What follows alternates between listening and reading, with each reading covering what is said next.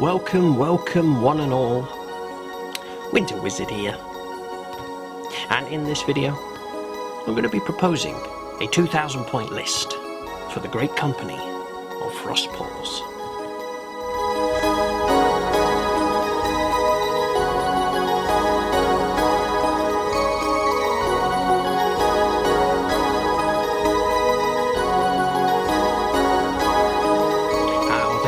For joining me today, whoever you are, and welcome to this little video of mine where I'm going to be proposing a 2,000 point list for my Space Wolves army, the Great Company of Frostpaws.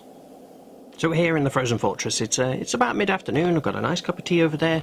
It's cold and lonely, but I'm joined as always by my friend and co-host, Norwegian Troll Dimmu. So this is going to be nice, and we're thrilled to be diving into this aspect of the hobby again. This is a new kind of content that I'm starting to do. If you're a subscriber, or if you've been following me, then you'll see that I've already done a full complete army list and tactica video for the Death Guard, the Drowned Plague, and so in this aspect of the hobby, the list writing side of things, what I'm going to be doing those kind of videos, which is a full breakdown where I bring out all the units for the army. It's a complete finished army, give you a real sort of in-depth look at the tactica, and all the synergies, and lay the army out on the table so you can see how it looks. Like so. But I'm also going to be doing these list proposal videos as well, which is what this one is here today. So what's the difference? What does list proposal video mean?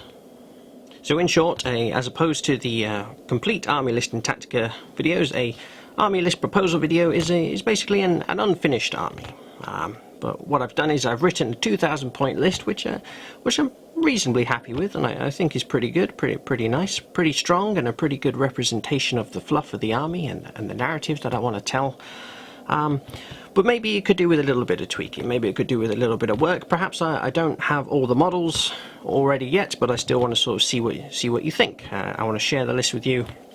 So what I'm going to do is, I won't be bringing out any models, but I've got the list written out. I'm going to be running you through the list, and I will be talking about traits and synergies and a little bit of tactica, but I won't be diving far too heavy into the tactica side of things. But I'll be covering all the units, all the weapons choices, all the war gear, relics, traits, psychic powers and all that stuff, and really giving you a good idea of what the final list I'm proposing should look like. I've got a little diagram footprint of what the army will look like if it is set up on the tabletop as well. And the idea of this video is for me to propose a list to you and say, this is what I'm thinking, and for you to get down in the comment section and tell me what you think. Do you think it's a strong list? Do you think it's a good representation? Maybe I've got a few things that I'm querying, maybe I've not made up my mind on. I'll be really interested to hear your opinion on the matter as well. So that's what we're going to do today. A list proposal for the Space Wolves, and it is going to be 2,000 points. So we're going to dive into this. So here we go then. So a 2,000 point list for the Great Company of Frostpaws. Well, so they are Space Wolves then, but let me just talk a little bit about the Frostpaws first and give you an idea of the sort of the narrative and the theme that I'm trying to build here. So when I was creating the army, what I wanted to do is obviously a very combat orientated army. And of course there's not a huge amount of firepower in this army, but we will talk about that a bit as we go. But what I really wanted to do is create an infantry-based Viking shield wall type theme. So just tons of infantry, some big, really playing into the Viking theme, you know, like a Viking horde with the shield wall, where what they would do is they would raise the shield wall. It was an old Viking school old school Viking tactic, you see, and I want to play into that into this army. So I've got one simple rule basically, is that every model that can take a storm shield will take a storm shield.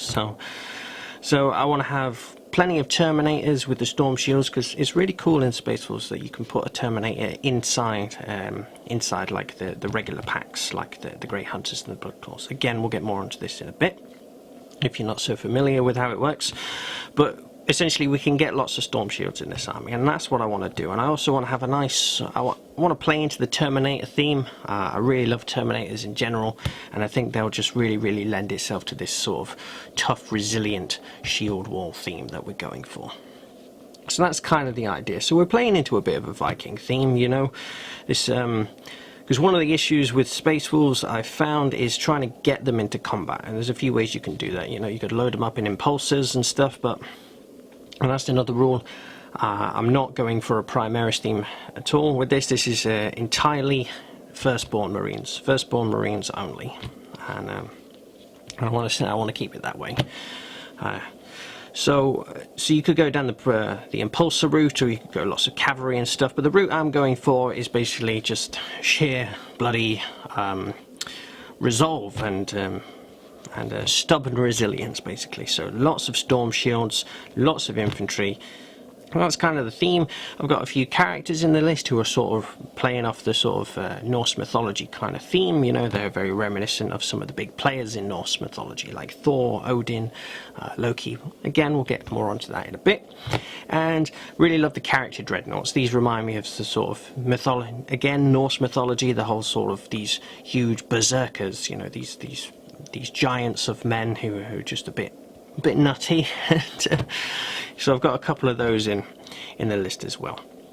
And so that's kind of the idea. So that being said, we're going to start taking a look at some units. Now the army, so it's strike force, so we've got 12 command points at first. What I've done is I've actually split the army into 2 patrol detachments. But what I'm going to do is I think I'll probably just run through all the HQs, then all the troops and all the elites, and then I'll show you how it's all split up into the patrol, into the 2 patrols at the end, because it doesn't really, the patrols aren't any different to each other, you know, one doesn't get special traits or anything, but, so I'll run through that at the end. I'll just run through all the different units in their categories as they come.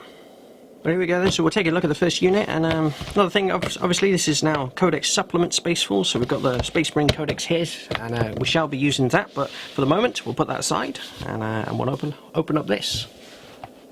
So there's loads of fabulous HQ choices to choose from in the Space Wars, and I've gone for some of the unique ones as well. And so first HQ we're going to look at, it is going to be the Jarl himself, the Warlord, the main man, the one it's all about, and that is Rjack Rockfist. But I say Rjack Rockfist, if you've seen my Saga of the Thunder Howl audiobook style narrative video, then you'll know his name in this army as Mjolnir Thunderhowl. There we go, and there's no better representation of the character of Mjolnir Thunderhowl than the stats of Rjack Rockfist here. So that is Mjolnir, that is who he plays as, and so let's talk about him. Really love the stats of Rjack here. So he's a Terminator, of course, who's going to be nice and resilient. Weapon ballistic skill 2 up, strength 5, which is really, really nice. So he's a beast. You know, he's stronger than most of the other. Yeah, he's stronger than pretty much all the other characters. So it makes him nice and unique. Toughness 4, Space Marine, of course. He's got 5 wounds, respectable enough. 4 attacks, 2 up save, Terminator armor. But he's got this wonderful weapon here called the Foe Hammer. And it's basically a thunder hammer, times 2 strength, AP minus 3 damage. But if he's fighting a character or a monster, then it goes to damage 4. So that's amazing. Really, really, really nice. So he's going to be really potent against those kind of targets. And those are the targets you want to get him stuck into as well, you know. All these epic deeds and wonderful characters and trophies and heads that he can take. But this hammer is really, really cool, because not only is it good in melee, you can actually throw it. So it's playing into the sort of mythology of Thor. So this is my character to represent Thor. And Thor used to be able to throw his hammer and it would basically teleport back to him. And this is what happens with this hammer. He's got like a teleport thing in the handle, and he throws it. Assault 1, again strength times 2, AP minus 3 damage. Plus 1 damage against characters and monsters. He's got a range 12, so respectable enough. But yeah, so we can advance up the board and he can be throwing this hammer. Yeah, so it's really, really cool. Really nice. He's got a rule here, Champion of the King's Guard. So we can re-roll his... when he makes a melee attack against a character unit, he can re-roll hit rolls. So he really wants to be going after the enemy characters, you know, challenging them. Which is, yeah, really suits the role, you know. And he's got he's got tactical precision, so he's essentially a lieutenant. Reroll wound rolls of 1. Now, a typical Wolf Lord should have reroll hit rolls of 1, but you know, Space Wolves are so good at hitting anyway. I'm actually much happier with my Warlord, my main man, having reroll wound rolls of 1. So that makes me happy, actually. And he's got the relic, the Anvil Shield, which gives him a 3-up invuln save. So a 2-up save, a 3-up invuln. You know, 3-up invuns are becoming far rarer now. So he's just an absolute beast. You just smash through anything. Strength 5, you know, 2-up save, 3-up invuln. Buffing friendly units as well. He's there he is. That's Mjolnir Howl. So he's a named character, which means, you know, he can't have a relic and stuff. But the beauty of all these main characters, you know, all the named characters, is the fact that they are pretty much already equipped with relics and warlord traits. You know, like Crumb here, he's got the Worm Claw, it's his special axe, Frostfang, and they've all got, so they've already got relics and special abilities as well. You see, so you don't really need to. If you find a character that you really like and he's got some cool rules, you'll find that he's already got a relic built in. You don't have to start paying out command points for relics and things like that, which can be a bonus, you know. But Mjolnir Howl, he is the Jarl of the Great Company of Frostpaws, and therefore he needs a Warlord trait. So let's have a look at those. Yeah, so the Warlord traits, and this is really cool. You know, if you don't know how this works, have a look at this. So, Space Wolves have got a really cool mechanic. It's such an awesome narrative, fun mechanic for the Space Wolves here. They get a Warlord trait which gives them a buff or an ability all the time, but they've also got a Saga attached to it. And if they go out and complete a particular deed, then what also happens, it activates an aura buff for friendly units within 6, and they usually work hand in hand. So for example, Beast Slayer, you know, he gets 1 to his attacks, +1 to his attacks, +1 to hit and wound rolls against vehicles and monsters. And that will be Beast Slayer. And then the Deed of Legend is, if he destroys a vehicle or a monster, then he suddenly activates an aura for the rest of the game. Friendly Space Wolves units within 6 inches, they get +1 to wound against vehicles and monsters. So they sort of, you know, they represent each other. And that's really cool. So I absolutely love this as a mechanic. It's great fun. Kind of wish there was an ability to sort of maybe create your own sagas and create, you know, choose a trait, choose a Deed of Legend, and an ability to activate when you do it. But I don't know, maybe that would be a bit difficult to conjure up and maybe a bit open to breaking it slightly. I don't know. But I'm really pleased to say that I really love the trait that Rjack comes with. So he's a named character, which means if you give him a Warlord trait, he has to take Resolve of the Bear. Now this is exactly the one that I want, and this plays perfectly into his story as well. If you've listened to Saga of the Thunder Howl, it gets into a little bit of a scrape with a bear. So this is perfect. And what this does is gives him a 6-up Feel No Pain. So, and again, that's kind of the theme that I'm trying to play into with the Frostpaws, is this resilient theme. So again, if you listen to his story, he's getting beaten within an inch of his life about three different ways at 3 different times in the story. And every time he comes back and he holds firm, he stands up again. You know, his resolve is just unrenowned, unamazing, completely amazing, you know. So there we go, Resolve of the Bear, 6-up Feel No Pain. I think that's really good. Oh, and a little ability, and I usually forget this, but it seems to be quite helpful, you know, if you're coming up against characters or like buffed up units. It's got an ability that an opponent cannot re-roll the wound and cannot re-roll the damage roll against him as well. So a subtle thing, but again, just adding to that sort of survivability of him, that resilience, that resolve. So it's awesome. I love it. So Resolve of the Bear, it's perfect, and that's Mjolnir's Warlord trait. And the Saga that goes with it, all he needs to do is lose a wound. Now, it's kind of funny because you've just made him quite good at not losing wounds, so he needs to lose a wound to activate his aura. But again, it works well. You know, he's getting beaten down, but he's holding firm, and that's his Saga, you know. He's within an inch of his life and he's still holding on. So if he loses any wounds, then he activates his aura, and it basically is 6-up Feel No Pain aura to friendly units. And again, so he's inspiring units to hold firm, they're taking damage, they're shrugging it off, you know. It's awesome. So there we go.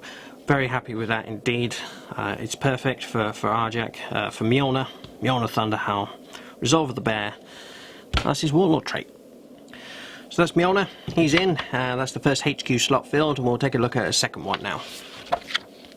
and it happens to be right here on the same page, on the same section rather. So Bjorn the Fell-Handed.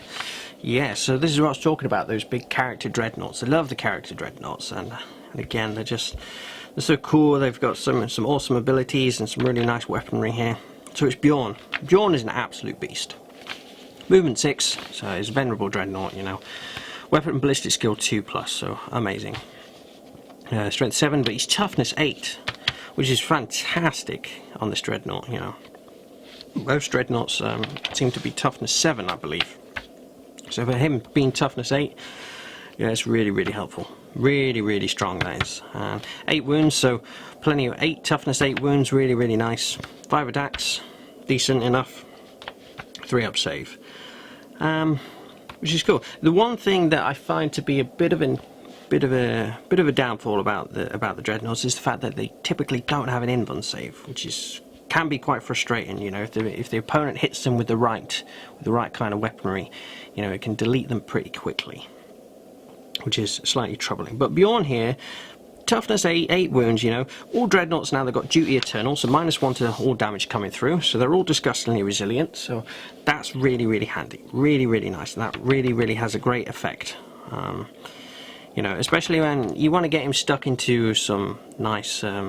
I played a few games against my brother's Dark Angels army. He's got, you know, Blade Guard veterans, that damage 2 Mastercrafted Power Sword. You get him stuck into it, damage 2 going down to damage 1. It's you know, it's really, really, really, really hurts the opponent. It's really good. And again, like heavy firepower, just chipping off the damage that's coming through from things like las cannons and stuff like that. Really helps. So duty eternal, awesome. And not only that, Bjorn, he's even got a 5-up Feel No Pain. So again, it's just going to really help with his survivability. You're going to keep him around, because he's buffing friendly units as well. He's got Rights of Battle, so he's got the Captain reroll hit rolls of 1. So really, really handy. Awesome stuff. So again, that's what I'm talking about, these berserkers, you know. I'll explain a bit of a tactica at the end, but yeah, these kind of characters, you want to get them stuck in. You want to throw them at they want to be going into the heart of the enemy to rip the throat out of the enemy, basically. So that's what they're going to do. So that's it. No Warlord Traits or anything like that for him. So we've got 2 HQs so far. We've got Rjack, Mjolnir Thunderhowl, and we've got Bjorn the Fell-Handed, or as he's known in this army, this is Ragnarok Blizzard Hand. So there we go. 2 HQ slots filled. That'll be the 2 HQ slots in the first patrol detachment, and we're going to put 2 in the second patrol detachment, so we'll have a look at those 2 now. Before I do quickly, it just occurred to me that I haven't covered any points so far. Mjolnir Rjack, he comes in at 120 points, so not that expensive at all for what he does, for being this real awesome heart of the army, you know. Yeah, 120 points, very happy with that indeed. And Bjorn the Fell-Handed, he's got he's 180 points. And I've just realised I didn't even cover his weaponry. so I'm really getting ahead of myself here.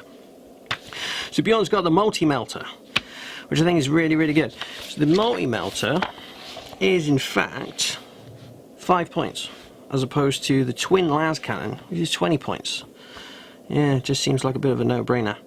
I like the Hellfrost cannon, but I don't know, I feel like we're in the era of the multi-melter, and I think the damage output that it can do compared to the Hellfrost is nicer. Something that you'll start to see in this army is that I want to get some heavy firepower sprinkled into the army. I'm going to talk about it later, but what I don't want to do is have one designated heavy firepower unit, you know, to be seen, to be picked on, deleted, and then it's all gone. I'm going to have heavy firepower sprinkled within the army, hidden away, protected. You know, so if you want to get rid of this, I want it pumping out for as long as possible, and if you want to get rid of that, you're going to have to get rid of whole units to do it. So 2 multi-melter shots coming from Bjorn, you know, range 24, heavy 2, you know, he's hitting on 2s as well, ballistic skill 2+, and he can move and fire without any debuff to that, you know, vehicle, because he's a vehicle, they're not getting the -1 to hit anymore. And there we go. And it shouldn't be too difficult for him to get within 12 inches range to get the extra 2 damage on the multi-melter, because he's going to be wanting to trudge up the board, get stuck in. So there we go. Very happy with the multi-melter. And the True Claw, let me just quickly cover that. So strength 7 plus 5, so going up to strength 12, AP -4, D6 damage, and you can re-roll the wound roll. That is really, really nice. All these claw type weapons, they can all re-roll wound rolls. Makes it very, very potent indeed. And the D6 is quite swingy, but it seems to balance itself out. You know, you've got 5 attacks there, +1 on the charge. You're hitting on 2s, you're bound to hit pretty much all but maybe 1, unless you're really unlucky. You're bound to get the wounds coming through. You know, strength 12, you're wounding most things on 2s or 3s, and re-rollable as well. So that's Ragnarok, Blizzard Hand, Bjorn the Fell-Handed, and cover his points. He is in a total 175 +5 for the multi-melter, 180 points. So again, not too expensive for what he does. You know, this absolute murderous killing machine with this very reliable, very nice firepower. He's a character, he can hide, you know, he's getting reroll, hit rolls of 1 for friendly units, toughness 8, feel no pain, duty eternal. You know, he's not going anywhere particularly quickly. So yeah, very pleased with that. 108 points for him. So now, after I've remembered to do the points, we'll take a look at the 3rd HQ from the 2nd patrol. So like I said, we've got a 2nd patrol detachment, and we've got 2 HQs to fill in there. The first one we go for is... it's Njal Stormcaller. So Njal Stormcaller, or again, if you've seen the Saga of the Thunder Howl, this is Gandir Stormcrow. And what a fantastic Saga he is indeed. So again, awesome model. The Rjack one, Njal here, they are actually in the old resin, but I still think that, you know, despite resin not being amazing, the models, they still look fantastic. What an awesome character, what an awesome sculpt, you know. And what I really wanted to do is I really wanted to have a good, strong psychic presence in this army. Not like loads of psychics, but one awesome psyker, because I felt like, you know, I want to play into the storm shield wall thing, and something that's going to really hurt that is going to be things like psychic powers, you know, smites and stuff, you know, mortal wounds. They don't care about invuln saves and things like that. So what I really wanted to do is have one psyker who was just an absolute psychic beast, a real psychic force, a real psychic presence, you know, and Njal he really is perfect for that. So let's take a look at him. So he's got movement 5, so again, he's Terminators. I'm just sort of accepting the fact that the armies might be maybe a little bit slow, but again, the storm shields are gonna help with that being a bit slow. We're just thinking about the resilience, you know, to make up for the lack of speed, which is fine. Weapon ballistic skill 2 up, of course, you know, Space Wolf character, strength 4, toughness 4. He's got 6 wounds, which is loads of wounds actually. Loads. That's more than Rjack. I think it's more than well, these guys are on Cavalry, but I think it's more than... oh no, Ragnar's got 6 wounds. He's Primaris, but yeah, 6 wounds is really fantastic. 3 attacks, not loads of attacks, which is a bit of a shame. But again, 2-up save, and he's got runic Terminator armor, so sadly no 4-up invuln, but he's got a 5-up invuln save, which is good enough, you know, it will do.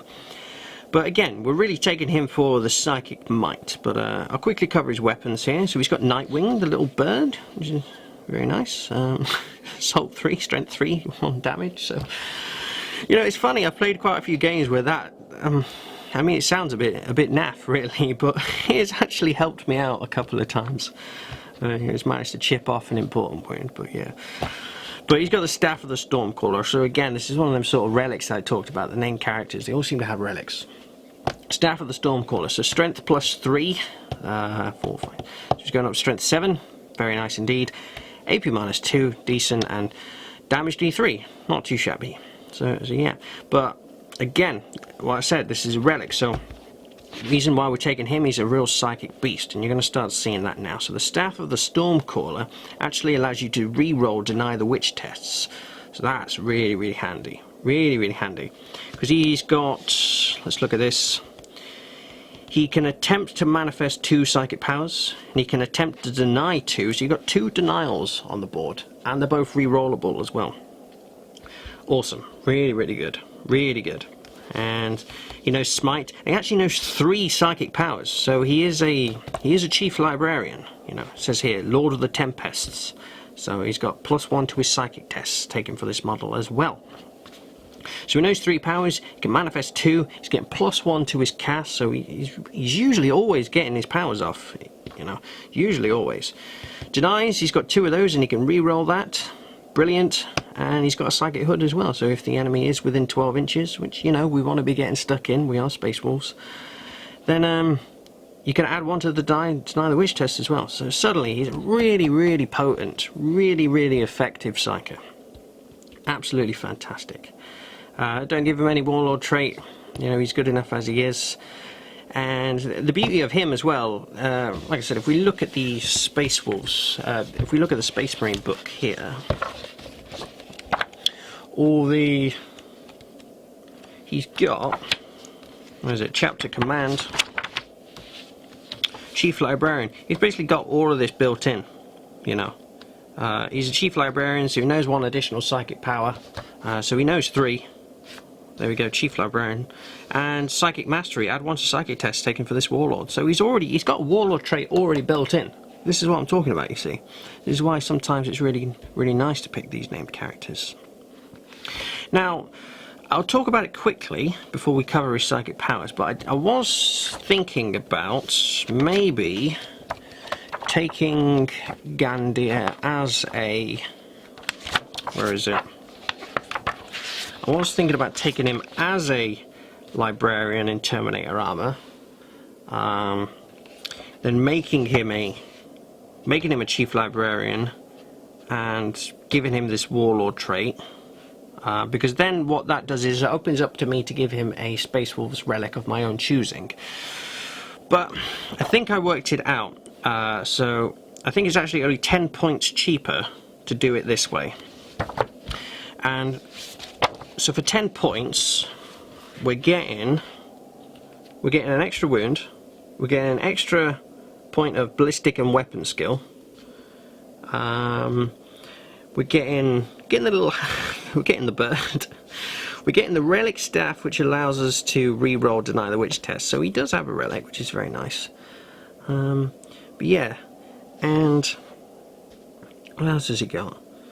Oh, he's got a Psychic Hood. But yeah, so for 10 points, we're getting an extra wound, extra weapon and ballistic skill, and getting an extra couple of weapons. You know, he's got a bolt pistol as well, and yeah, and we got a relic built in. So I feel like, you know, for 10 points, you know, how much do I really want to get my own Space Wolf relic of choosing on him, or is he just brilliant enough as it is? You know, for 10, you know, for the 10 points, you're getting so much more out of him, I think. So I was thinking about that. It is an option, but I think you know, the Njal Stormcaller is the way to go.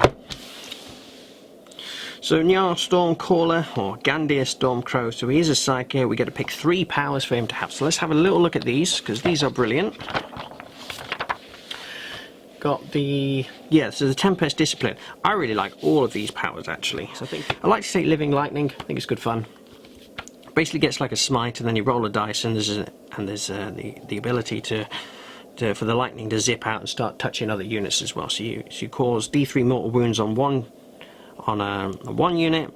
You roll a dice, and if it's a 2 to a 4, closest enemy unit within 6 inches suffers a mortal wound, and on a 5 up they suffer D3 mortal wounds. So it's like a smite that can jump to another unit as well. So I like that one, good fun. It's come in quite handy sometimes. And I would usually take Instincts Awoken. Being able to put a unit in the Assault Doctrine early is very, very valuable indeed.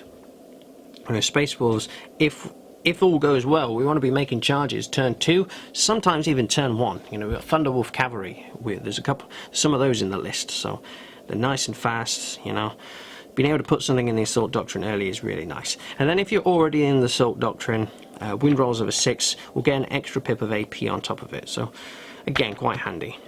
So I really like that. But also, what I've really found really, really good is Murderous Hurricane. Really, really useful actually, against quite a variety of armies, because it does 2 things. You choose a unit within 18, as long as the unit's not wholly within terrain, it can't fire Overwatch, and furthermore, in the fight phase, that unit is not eligible to fight until after every Space Wolves unit has done so. So again, now that has been really, really helpful to me. I've had really good success with it in games, because, You know, the Space Wolves, they want to be punching you. And we don't particularly want to be getting hit back as much as possible, you know. So, if the enemy, even if they've just got like one crazy Death Star combat unit, you can shut that down, you know. So I've played a game against, I played a couple of games against a friend of mine. He's got Blood Angels, so Space Wolves versus Blood Angels. It's a really interesting game, actually. And he's got Sanguinary Guard, and I've had that power on them for the whole game, and he's told me how annoying it is and how irritating it is. It just makes the functionality of that unit, you know, so much less. It's really, really good. So I love that. If we really need to play into the whole defensive aspect, we've got Stormcaller here for light cover, Tempest Wrath as well, to get -1 to hit. If we are anticipating, you know, trying to, you know, charge a Tau gun line or an Astra Militarum gun line, you know, playing defensively could work really well for him. But there he is. That's Gandia Stormcrow. He uses the Njal Stormcaller rules. And yeah, absolutely brilliant. He clocks in at 140 points. Again, for what he does, just being an absolute psychic machine. Rerolling denies, 3 powers, cast 2, you know, +1 to his cast. Yeah, absolutely brilliant. Love him. So that's what I'm talking about. Really wanted this real strong psychic presence. And there he is, Gandia Stormcrow. So we do have one more HQ choice to look at. This will fill in the second HQ slot in the second patrol detachment. And for this, we are actually going to go straight over to Space Marines book. So again, if you've seen Saga of the Thunderhowl, you may know who it is. And it's a chaplain, or should I say it's a wolf priest. This is going to be Floki Firemane. So Floki Firemane, so he's a chaplain, a wolf priest, so movement 6, you know, he's not in Terminator armor, weapon skill 2 up, so that's brilliant. Ballistic skill 3, strength 4, toughness 4, 4 wounds, so not loads of wounds, and 3 attacks, again, not loads of attacks. Feel like they should maybe have a little few, maybe 4 attacks minimum. You know, he's a wolf priest, he's a chaplain, he's a nutter, but never mind. And we've given him, he's got the Crozius Arcanum, of course. Strength +2, AP -1, 2 damage, and we've also paid 5 points to give him a plasma pistol. Very nice indeed. He could take I've just noticed actually he could take a combi weapons, something from the combi weapons. That could be something to work out. But what I've actually done is with Floki. Again, you may have seen this on the channel. But I've taken where is it? I've taken a Lucas the Trickster model here. I've converted him into a chaplain, into a wolf priest, so that's Floki Firemane right there. And he comes modelled with a plasma pistol, so it made sense to give him the plasma pistol, you see. So there we go. And chaplains are awesome, you know, spiritual leaders, you know, the enemy friendly units within 6 inches can get leadership 9. So that's really, really handy, you know, you really don't want to be losing stuff to morale. 4 up infant save, awesome, nice and survivable. And you know, some litanies. So we're going to start paying out to really buff Floki now. And the way we're going to do that, first of all, go back to chapter command, and of course we're going to make him a Master of Sanctity, and this is going to give him an additional litany. So he knows 2 litanies that he can recant. Now, originally I was also very tempted to make him the Wise Orator Warlord Trait. You know, add 1 to litanies, to your litanies, and if you need to spend the stratagem to make one go off immediately without having to roll, it will only cost you 1 command point instead of 2. And I liked that a lot, but I don't know. I really wanted to give him one of the Warlord Traits from the Space Force book, and I've chosen one of them. We'll look at that in a minute. And I've just sort of justified why I've decided to not take this and take that, but I'll explain that in a minute. First, we're going to look at some litanies. But this is where he's going to really shine, you see, if you can get these off, of course. I think it's perfect. The perfect one to take is, of course, Canticle of Hate. So we've got add 2 to charge rolls made for the unit. Immediately that's amazing, but also not only that, we've got an additional 3 inches to pile-ins and consolidates. Absolutely brilliant, so that is a must take. Of course, he's Chaplain, he will take the Litany of Hate, we'll give him Canticle of Hate as well, and we've made him a Master of Sanctity. So he does get, it's 1 additional one, isn't it? Yeah, so he gets 1 additional one. And I like Exhortation of Rage, so you can choose a friendly core or character unit and they get +1 to their wound rolls. So that's brilliant. So we can get the bonus, so we can get the Blood Angel bonus going on as well. So yeah, but there he is. So we've made him a Master of Sanctity, given him an extra litany, and what we're also going to do is we're going to make him a Warrior of Legend. So we're going to give him a Warlord Traits. So let me show you these. And those litanies, I mean, they're going off on a 3. 3's not too bad, and if I do really want to make sure that one goes off, I don't tend to mind too much paying the 2 CP. It feels like 2 CP well spent to immediately make it go off. You know, we've got quite a lot of CP in this army, actually, reasonable amount, so it doesn't hurt too much. But anyway, I really like the Warlord Traits, you see, for the Space Force, and I also played a few games and I found that Floki wasn't really punching that hard in combat, you know. Not with only 3 attacks +1 for a shock assault. So I wanted to see if I could sort of help him out there a little bit as well. So what I've done is I've given him the Warlord trait, the Wolfkin. I quite like this one. So, for the purposes of shock assault ability, this Warlord is always treated as having made a charge move, and makes D3 additional attacks instead of 1. So on average, you know, we're going to get a couple of extra attacks perhaps instead of, instead of just 1. But it helps. It's nice, and it feels quite floky. It just sort of feels right to me, and the Saga ability. Now this is where it's going to really shine. See, all he's got to do is destroy a enemy model as a result of a melee attack. So he's got to kill 1 model.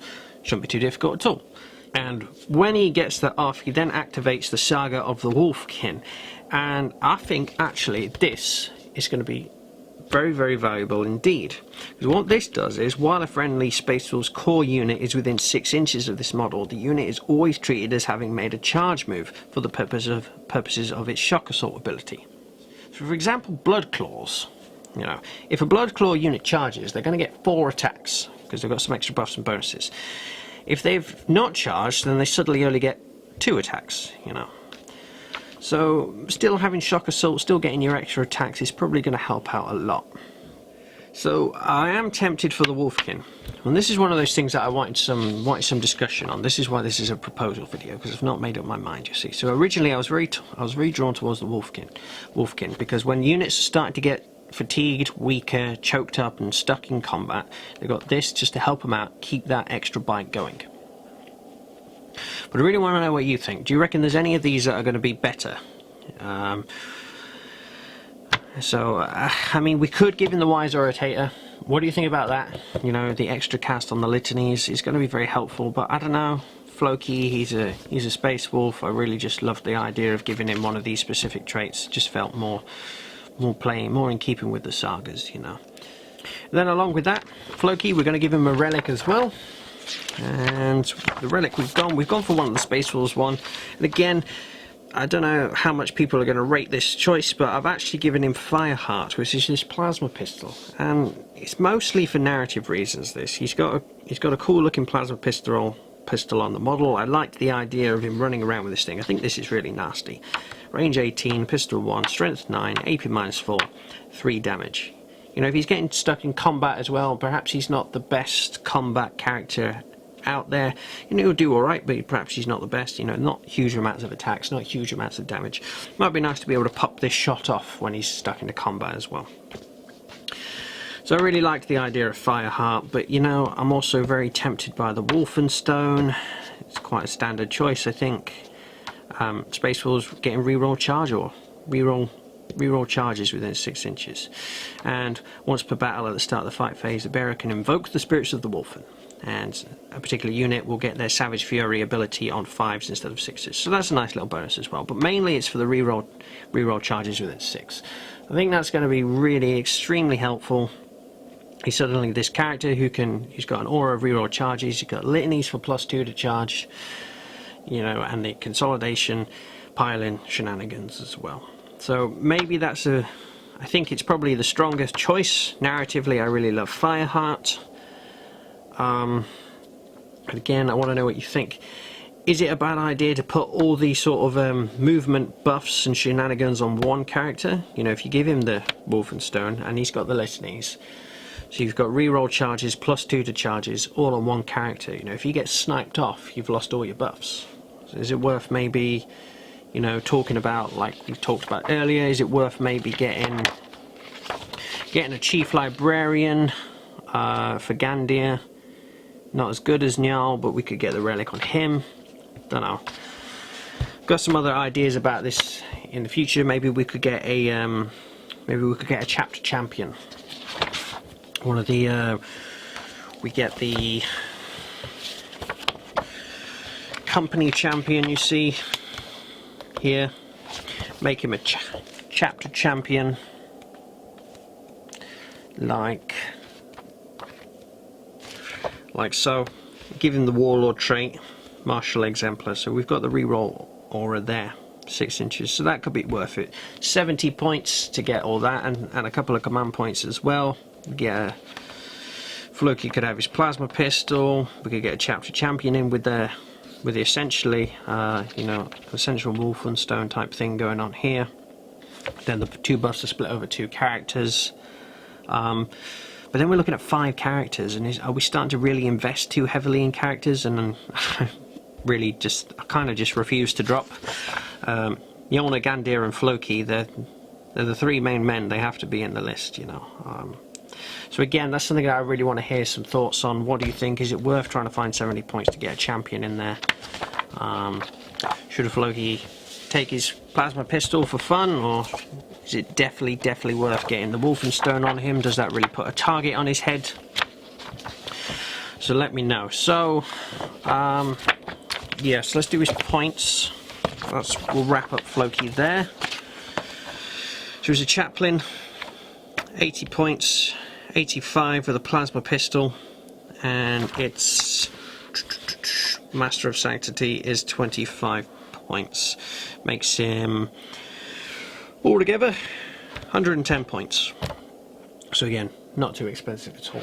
And there we go. Those are the 4 main characters. Those are the 4 HQ choices. I realise I've probably spent ages talking about them now, but that's Mjolnir, that's Gandir, that's Floki, and Ragnarok, aka Bjorn the Fell-Handed. So we're going to start looking at some other things now. We're going to start really building out this list and having a look at some troop choices.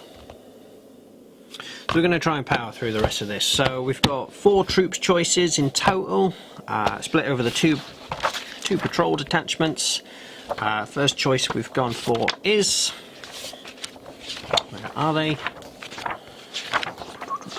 We've gone for Grey Hunters. So we've got 2 squads of Grey Hunters in total. These are your standard tactical Marines, Space Wolf fashion, you know. Space Marines, they're also now 2 wounds each, you know, it feels like they should be.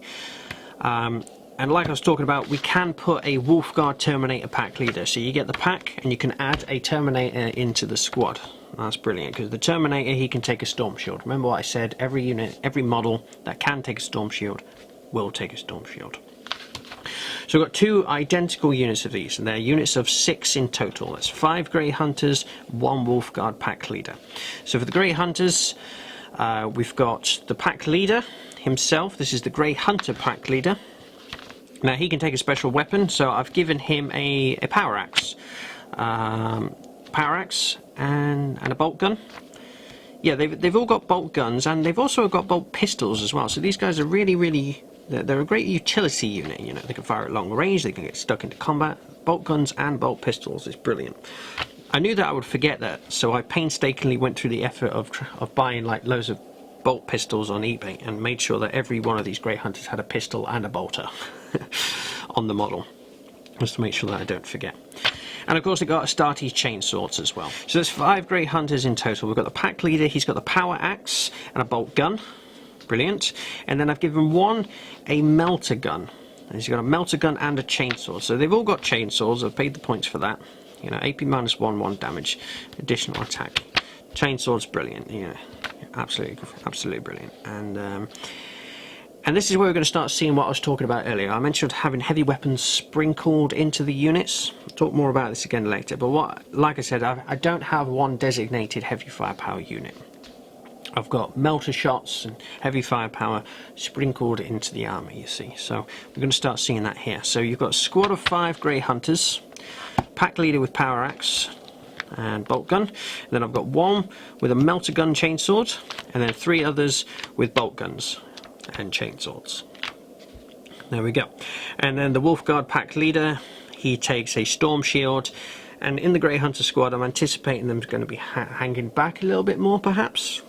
You know, if you do need a meter unit to sit on an objective, Grey Hunter's not a bad option at all, because they've got the range, you see, with the bolters. So the Wolfguard Terminator pack leader, he's got his storm shield, of course, and I've given him a storm bolter. So there we go. And like I said, I've done this twice. So a 6-man Grey Hunter squad. One of them's a Wolfguard Terminator, storm bolter, storm shield. And then we've got the pack leader of the squad with the axe and the bolter. Then we've got one with a melter gun, chainsword, and we've got 3 with bolters and chainsaws. There we go. We repeated that twice, and in total that all works out as troops. Grey Hunters 18 points each, 1 point for a chainsword. Melter gun is 10 points. You know, I don't think it's a bad investment. Really love the idea of just having like this nice melter shot. It's only 12 inches range, but still it's a melter shot, you know. And it's about sort of sprinkling them in wherever I can get them. So having a melter shot in there will be very nice indeed. 5 points for the power axe. Terminator's 33 points. It's 5 points to give him a storm shield. So all in all, 6-man strong squad of Grey Hunters. One of them a Terminator is 148 points. So not too bad at all. Nice Dakar. Close combat potential, pistol fire as well. You've got a melter shot in there, and the axe. I really like the idea of just giving the pack leader an axe just for that little extra punch. It looks awesome as well. Axes, Vikings, looks great. The axe is in strength 6, I believe. AP minus 2, 1 damage. So it's a nice, just got a nice little extra chunky punch on it. And you give that a pack leader as well, he's got extra attacks, so that's brilliant. So 2 identical squads of Grey Hunters, 148 points each. So we'll have a look at some more troops now. So something you'll probably notice when you see me make a list is that I quite enjoy symmetry. So we've got 2 squads of Grey Hunters, and we're going to have 2 squads now of Blood Claws. I absolutely love Blood Claws. So they've got the same stat line as the Grey Hunters now. Weapon and ballistic skill 3, weapon and ballistic skill 3. Very nice indeed. These are all equipped with bolt pistols and chainswords. And again, we've gone for a squad of 6, so 5 Blood Claws, one of them a pack leader, and we've got the Terminator in there as well. Terminator this time, he takes a storm shield, and I've actually given him a power axe. So he's gonna, because these guys I'm anticipating they're spending more time advancing and charging, getting them stuck in. So if the Terminator is still there, you know, I want him to have the axe to chip into the damage. And the pack leader as well, he's going to take an axe. So on the charge, if they charge, because Blood Claws, they get Berserk Charge, which means that they get an extra attack if they've charged. So not only, and that's accumulative with Shock Assault as well. So your Blood Claw, he's going to get 1 attack normally. This is your standard Blood Claw. He's going to get +1 for Shock Assault, +1 for Berserk Charge, and +1 attack for having an Astartes Chainsaw. So your standard Blood Claw is going to get 4 attacks. It's brilliant. And absolutely fantastic. The pack leader, he'll be getting 5 attacks. That's if you give him a chainsword, but I've given him the power axe, so he'll be getting 4 attacks with a power axe. And combine that with the Terminator, we've now got 7 attacks with a power axe. Very nice indeed. So there we go. Wolfguard Terminator, Storm Shield, power axe, 4 Blood Claws with bolt pistols and Astartes Chainswords. And then the pack leader with a bolt pistol and an axe. There we go. 2 Grey Hunters and 2 identical squads of Blood Claws as well. And these are going to be, you know, they're going to be charging up. These are sort of, yeah, not really a meat shield, but that's kind of the thing. They want to get stuck into hordes, get stuck into other screens and things like that. They'll chop through most things, so fantastic. So those be the troop choices.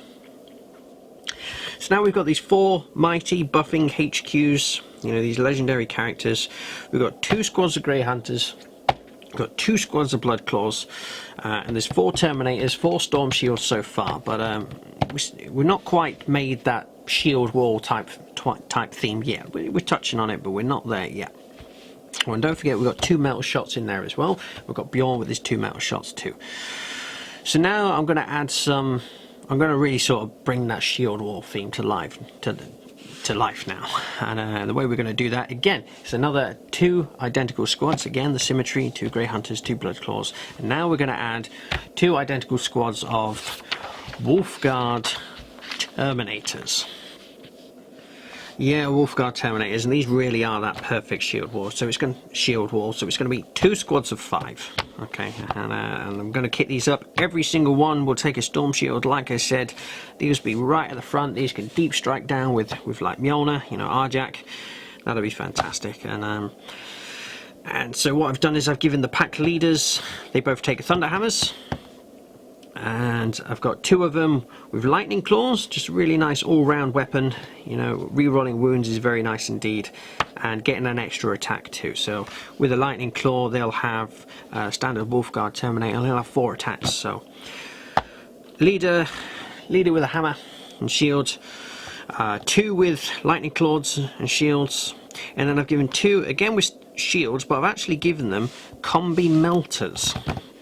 So this is your bolt gun melter smashed into one weapon here. So again, we've now got 2 squads of these, and we've got 1, 2, 3, 4 melter shots buried in there. And the idea with these is they can trudge up the board, but I love the idea of, you know, them dropping down, bang, on the board, and suddenly you're within 12 inches range, because you have to be 9 inches away from something, and suddenly you've got 4 melter shots that can offload. So they come down, got a bit of DACA support with the bolters, or they can fire off melter shots, you know, really pull apart targets. And they're hidden as well, you know, you've got to break through storm shields and other units if you really want to, and other models if you really want to keep their models alive. And the lightning claws as well. Just a real versatile weapon, and a thunder hammer for a nice bit of punch. You know, they can start getting stuck into things like vehicles and tough characters and all sorts. So there we go, 2 Grey Hunters, 2 Blood Claws, 2 squads of Wolfguard Terminators. Fantastic. Let me just quickly have a little look at points for those. So a squad of Wolfguard Terminators, the leader, all with storm shields, the leader with a thunder hammer, 2 lightning claws, 2 combi melters. That works out at, where are they? That works out in total as 185 points. 185 points for the perfect shield wall for this, you know, 3 wounds each, 4 up invuln saves, +1 to the save, 2 up save. Yeah, I love Terminators, absolutely love them. And now, like I said, 2 Grey Hunters, 2 Blood Claws, 2 Terminators. You've got this absolutely like awesome, brilliant like a chunk of infantry there, and tons of storm shields. You know, it's going to be really hard to break through. Really, it's going to be really, really good. I think so, anyway. So that's what we've gone for. Two identical squads of Terminators. Oh, and I missed it again. The Blood Claws, they clock in at 133 points each. So overall, not really too expensive as well. Well, there we go. So we've got this awesome infantry base. We've got this perfect shield wall there. We've got these great characters. We need some other things now to really sort of help bring this force to life. So we'll move into the fast attack department, and it's going to be, how could it not, Thunderwolf Cavalry. So these things are absolutely brilliant. Absolutely love them. They're really quick, 10-inch move, you know. Swift Hunter's ability, that means that they can advance and still make a charge. Absolutely brilliant. Toughness 5, 4 wounds each, you know, 3 up saves, and again, every model that can take a storm shield has a storm shield. So I've actually got a unit of 5 of these. I've all got storm shields. Again, I've given the leader a thunder hammer, and the other 4 I've actually given them all lightning claws. again, just I really like lightning claws. Real versatile weapon. They're going to struggle against toughness 8 things, but you know, we've got some stratagems. We've got a stratagem called Savage Strike, which can get +1 to wound. You know, if we really need it. We're re-rolling wounds with the lightning claws. We're getting extra attacks. We've got the hammer in there if things start getting a bit too heavy for us as well. And again, yeah. Oh, and they got all the attacks from the crushing teeth and claws with the wolves as well. So these things, they'll shred through hordes. They'll shred through heavy infantry. Yeah, they're brilliant. So just a squad of 5 of these basically. They can be flanky, they can, you know, you can be very tactical with them, or I really just like the idea of just throwing these at the enemy's face, you know. So we go. So we're going for a squad of 5 Thunderwolf Cavalry. Not the cheapest of things, but I think they're probably worth every point. You know, 45 points a model here, 15 for a Thunder Hammer, 5 for a Lightning Claw, 5 for a shield. Squad of 5 of these works out at 285 points. 285 points for an absolutely killer unit there. Thunderwolf Cavalry are brilliant. Now I was considering maybe having 2 squads of 3, you know, a hammer in each, 2 lightning claws. I couldn't seem to find the points for it. So I think a unit of 5, I'm kind of having to make the decision between 2 units of cavalry and a big unit of Terminators, or 2 units of Terminators and a bigger unit of cavalry. And I've gone for the 2 Terminators and the cavalry just because I feel like it represents the shield wall better. I like the infantry theme, love Terminators. Having 2 squads feels much more flexible than just 1 big squad, 1 awkward squad, if you know what I mean. You know, a big squad of these is going to be less awkward than a big squad of, you know, a big squad of Terminators. And the 2 Terminators, they can deep strike sort of together. Rjack in the middle makes him quite mobile. Otherwise, it's a big squad, and Rjack's got to go on these sort of outskirts. And that was the decision anyway. So, but there we go. Thunderwolf Cavalry. So a squad of 5 Thunderwolf Cavalry, and they take up 1 slot in one of the patrol detachments, and I fill the 2 other slots in the other patrol with 2 squads of Fenrisian Wolves, actually. So, really love these little things. They are pretty much made of paper, you know, you can... Stiff breeze will send them off the board. But really, 7 points each, you know, a squad of 5 is 35 points. There isn't a lot of stuff in the way of sort of chaff units, you know, sort of really cheap flexible units, you know. So some games they will do absolutely nothing. I am aware, but I have faith in them, you see, and I think that they are going to be really tactically flexible. So 2 units of these, 2 units of 5, and what they're going to do. So say you've got a board where it actually makes perfect sense for them to just hide on an objective. You know, the enemy's got nothing in the way of mortars, and they can sit on an objective and get, especially for match play stuff, you know, 5 points every turn for that. They can assist with screening duty, they can assist on objectives. If you're going up against heavy psychic army, you know, like Thousand Suns or something like that, and you've got the Thunderwolf Cavalry who want to make the first charge, stick these in front. They can be a bit of smite sponge, absorb smite. So I just think for 35 points for 5 of them, I reckon it's, you know, if you could get a unit of 5 of these hiding on an objective and just sitting there, that's 35 points, you know, as opposed to, you know, nearly like 150 points worth of Grey Hunters, you know. So if you can make it work, I think it's great. Just a nice little unit, a nice little thing to have in the toolbox, I think. So we're going to go for 2 of those and 35 points per squad. So that's 2 fast attacks, and we do actually have 1 more unit, which I should have mentioned before I moved on to fast attack, because it is an elite choice, and he's right here. It's Murderfang. Murderfang indeed. This is what I was talking about, those character dreadnoughts. Love the character dreadnoughts. You know, they can hide behind. Suddenly you've got, you know, you've got 2 Terminators, 2 Grey Hunters, 2 Blood Claws, and we've got 2 character dreadnoughts tucked in there. You know, it would take ages for the opponent to like break through that lot to start picking on these guys, and by which time these 2, they'll already be in the heart of the enemy, most likely. Murderfang's an absolute monster, you know. Weapon skill 2 up. He's toughness 7 as opposed to toughness 8. That's fine. Wounds 8. But he's got the murder claws here. He's got 5 attacks, but he's murder maker as well, which means that he gets 3 additional attacks for his shock assault ability. So imagine him hanging around with the Wolf Priest, with Floki, with the Warlord trait, the Wolfkin, where they always get shock assault. So he's always going to be getting those 3 attacks if he's hanging around with him. So that's quite nice. That's quite nice. But yeah, but usually he's always going to be making charges off or getting charged, because nothing really seems to stay in combat with him for long. 5, 6, 7, 8 attacks, strength 12, AP -3, 3 damage, rerollable for the wound. He's an absolute murder maker, as it says. Absolute murder machine. This is, if you've seen the model on the channel, this is Ivor the Bone Taker, so he's a bit of a nutter. Duty Eternal, of course. Subtract 1 from damage, so very nice. And there we go. Movement 8 as well. Oh, and he can... Oh yeah, something I just missed over. Murder Maker, he can re-roll charges. So he's always getting to re-roll his charges, so again, that's brilliant.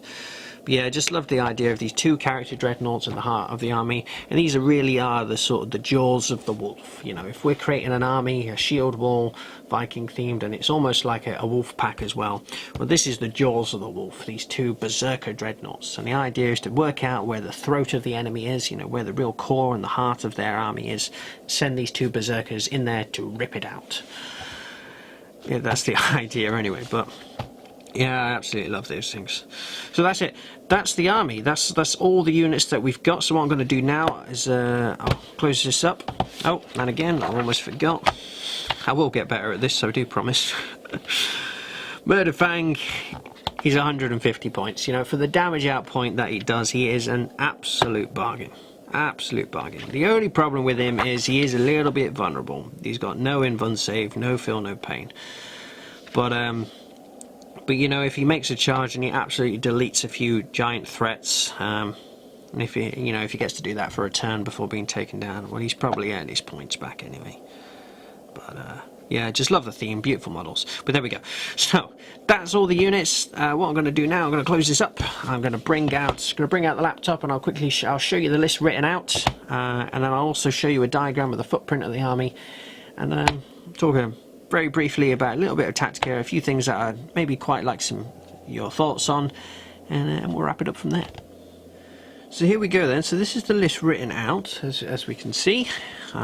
Frostpaws, 2,000 points. Strike Force, so 12 command points to start with. We've got a Patrol Detachment first, so that's -2 CP. So the first patrol, this is kind of like the elite stuff here. This is the veterans here. So we've got the boss, the Jarl there, 120 points, and because he's in the detachment, we get +2 CP there for that. Warlord Trait Resolve of the Bear, followed by Bjorn the Fell-Handed, the multi-melter. 2 troops, 2 Grey Hunters here, Terminator with a Storm Bolter, Storm Shield, Pack Leader with a Power Axe, Bolt Gun, 1 Chainsword Melter Gun, and 3 Chainsword Bolt Guns. That repeated twice. Then we've got the Terminators here. There's the real shield wall right there.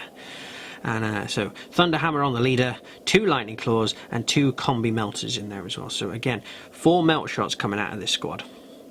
Very nice indeed. And they should be able to get a turn, or maybe a turn or 2 of firing off with those before they get chipped off or taken down. So again, love that, and I just love the versatility of the 2 squads there.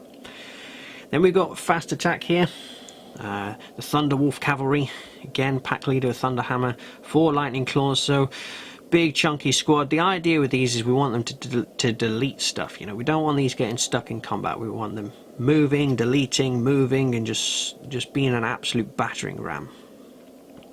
Move on to the next patrol detachment. We've got the other 2 HQs here. We've got Jarl Stormcaller, the real psychic presence there, the absolute beast that he is. And we've got Floki Firemane, the Wolf Priest here. So she's got a plasma pistol, Master of Sanctity for the extra Litanies here. The Relic, we've given him Fireheart for now, and we've given him the Wolfkin Warlord Trait, so -CP there, and -2 CP for the patrol here as well. And then the other 2 troops choices here, the Blood Claws there, and Murder Fang, and the 2 tactical units of Fenrisian Wolves here, and that all works out at 1,987 points. So we've only got 13 points to spare here, and all in all, it gives us 9 CP. So that's a real nice, healthy number of command points, I think, to play with there. 9. Don't forget, you're going to get 5 in game as well. So really nice.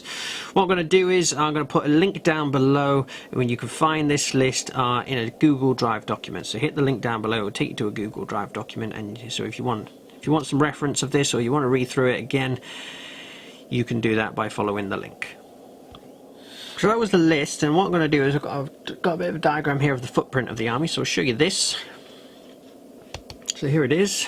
What I've done so we've got all the units here, a bit of a key here. So we've got the Thunderwolf Cavalry at the front there, the 2 tactical units of Fenrisian Wolves here. Then we've got the Blood Claws here. Can be a screen, of course, and sort of, again, just great troops choice for hacking through other screens and things like that, being a utility unit. 2 Grey Hunters here, and they can sit on objectives, you know, if it's too much for the Fenrisian Wolves to do. But again, they work well, you know, supporting the Blood Claws as well. They've got the nice range with the bolt guns too, and a melt gun in there as well. And the pack leaders, as we've seen here, pack leader here on the Blood Claws, they've got Power Axe. Grey Hunters, they've just got the Storm Bolters, just because they're more likely to be sitting around shooting away rather than always getting stuck in. And of course, the Wolfguard Terminators here. So Thunderhammer on the pack leader, 2 Lightning Claws and 2 Combi Melters. And the Thunderwolf Cavalry here, the sheer battering ram that they are, 4 Lightning Claws and a Thunderhammer here. And again, like I said, these guys, they want to be charging forwards, they just want to be deleting things. Tactical stuff with the troops, you know, they do what's required of them. We've got the 3 mighty HQs here, Rjack, Howl for the psychic presence. We've got a Wolf Priest there for litanies and movement shenanigans there. And then the 2 character dreadnoughts, again, the jaws of the wolf, these great dreadnought berserkers, yeah, designed to just rip out the throat of the enemy and obliterate anything that they touch.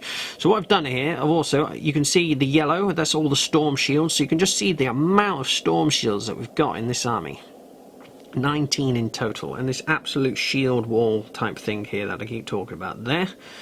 So yeah, tons of storm shields, tons of resilience. Don't forget Rjack's Warlord trait, if he gets that off. We've got 6 up Feel No Pain aura going on as well. And what I was talking about with the heavy firepower, again, didn't want to have one unit that was just going to be purely like have a Long Fangs unit sitting at the back being purely heavy firepower. They'll get seen, they'll get picked on, it's deleted, it's gone. So what we wanted to do is we wanted to go for the theme of sprinkling heavy firepower within the units as well. So you can see that represented by the red M's. Those are melter shots. So we've got 8 melter shots in total in this army, which is, you know, it's not a huge amount of firepower, but it's pretty decent for a combat orientated army. And more to the point is those melter shots, they are hidden away. You know, it's 2 on a character here, 2 within all this storm shield protection. You know, and if you're really desperate to keep them alive, you can drop the Lightning Claws first, and the Grey Hunters as well. You've got to get through all these bodies in order to get rid of that metal shot. So they can't be picked on. They're just dotted in, mingled in, and they'll go where they need to be, you know. Absolutely brilliant. So I really like this list so far. I really like it. But now we're going to talk about just a few things that maybe you could help with, or maybe that your suggestions would be great for.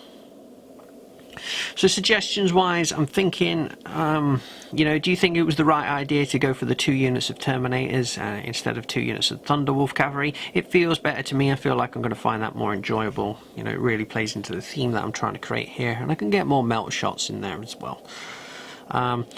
So Howl, do you reckon it would be better? You know, do you reckon it's definitely the right choice to keep him as the Stormcaller rather than the Chief Librarian? You know, maybe we could get one of the extra relics. You know, there's some really cool relics in the Space Wolves Codex.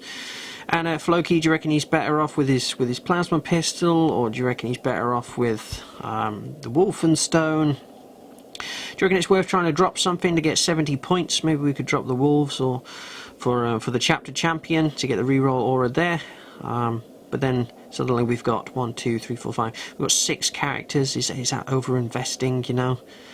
Is it dangerous having 1 character with all the movement buffs, or is it better to have it on 2? Are the Fenrisian Wolves worth dropping? I mean, will they just do nothing all the time, or do you reckon that every now and again they will be an invaluable 35 points? What do you think of all the weapon choices here? You know, the pack leaders with the axes, and what do you just, in general, any thoughts on the list? This is what we're going for, this is what I'm working with. Again, just a few decisions to make about relics and traits, warlord traits and things like that. So any advice, any tips, any suggestions, I will read all of them down below. Really interested to hear what you have to say. I'm really interested to hear what you have to think. But there we go. That's the list. 2,000 points of the Great Company of Frostpaws, and we'll wrap this up from there. And there we go then. So that's the 2,000 point list that we're working with, and that's the army list proposal video for the Great Company of Frostpaws. I've tried not to ramble on too much. I've tried to keep this as direct and as focused as possible. I do have the tendency to waffle on sometimes, so forgive me for that. But again, I just want to say that I'm really keen to hear your thoughts and feelings on the list. This is a proposal after all, so I want to know what you think. And then I'm going to work on the army a bit more. I'm going to play with it a few games. Still got some Terminators to paint up, so I don't even have all the units ready to go yet. And then what I'll do is I'll take it to some games, I'll read through all your suggestions, hear what you have to say, and then at some point in the not too distant future we'll be putting together a complete army list and Tactica video, and I'll really go in depth with the Tactica then. I'll get the army all laid out, you can see what it looks like on the table, but that's the proposal for now. So if you've enjoyed the video today, if you enjoy my work, then a like and a comment would be very much appreciated. And if you'd like to see more of what goes on here inside the Frozen Fortress, then perhaps you'll also consider becoming a subscriber. And once again, whoever you are, thank you very much for joining me today. I'm Winter Wizard, that's Dimmu, and for now, keep it frosty.